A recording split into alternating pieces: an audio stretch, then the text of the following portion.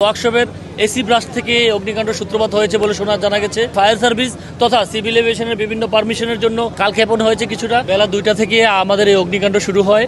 আসলে এই অগ্নিকাণ্ড 2টার থেকেই শুরু হয়েছে, এখন পর্যন্ত চলমান।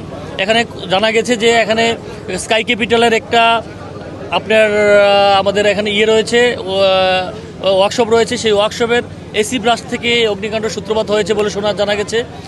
অগ্নিকাণ্ডের সাথে সাথেই যখন এখানে লোকজন অগ্নি নির্বাপনের জন্য তাড়াহুড়া এবং ফায়ার সার্ভিসকে কল দিয়েছে, ফায়ার সার্ভিস তথা সিভিল এভিয়েশনের বিভিন্ন পারমিশনের জন্য কালক্ষেপণ হয়েছে কিছুটা। এই কালক্ষেপণ পরবর্তী এই অগ্নিকাণ্ডের সাথে সাথেই আমাদের স্বল্প পরিসরের আগুন সেই আমাদের কুরিয়ার সার্ভিসে দাউ দাউ করে জ্বলছে।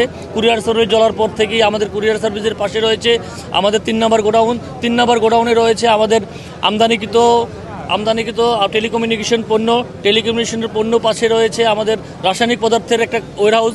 সেই ওয়্যারহাউসে রয়েছে রাসায়নিক পদার্থ সহ আমাদের এই ওষুধ শিল্পের কাঁচামাল।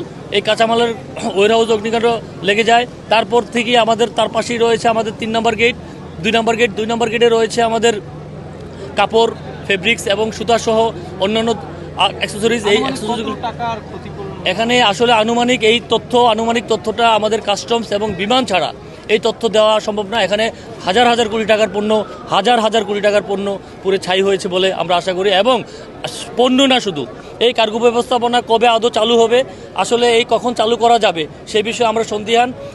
আমাদের সিএনএফ এজেন্ট অ্যাসোসিয়েশনের কমিউনিটি থেকে আমি আসলে বলতে চাই, এটা আসলে দ্রুত চালু না করলে এখানে আমদানিকারক এই এয়ারপোর্ট ব্যবহার করে, এই কার্গো ব্যবস্থাপনা ব্যবহার করে এবং দ্রুত পণ্যগুলো খালাস করে, এবং দ্রুত পণ্যের পাশাপাশি রয়েছে জরুরি পণ্য সেবা এবং রয়েছে আপনার সরকারি আধা সরকারি বিভিন্ন প্রতিষ্ঠানের শিল্প প্রতিষ্ঠানের বিভিন্ন জরুরি পণ্য আমদানি করা হয়।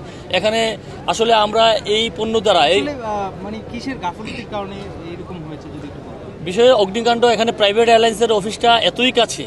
সবচেয়ে বড় কথা হলো সিভিল এভিয়েশনের এই অনিয়মিতভাবে এখানে একটা আমদানি ওয়্যারহাউসের পাশেই একটা প্রাইভেট এয়ারলাইন্সের একটা অফিস, যেখানে ওয়ার্কশপ, যেখানে দাহ্য পদার্থ সহ বিভিন্ন ওয়ার্কশপে ওয়েল্ডিং বিভিন্ন রকম কার্যক্রম চালু থাকে। আসলে এসি থেকেই হয়েছে কিনা, কোনো ওয়েল্ডিং থেকে হয়েছে। ইতিপূর্বে আবার আরেকবার আগুন লেগেছিল, সেটা ওয়েল্ডিং করা থেকে আগুন লেগেছিল। তো এই অগ্নিকাণ্ড আগেরটা আমরা অতি সহজেই নিবানো সম্ভব হয়েছিল।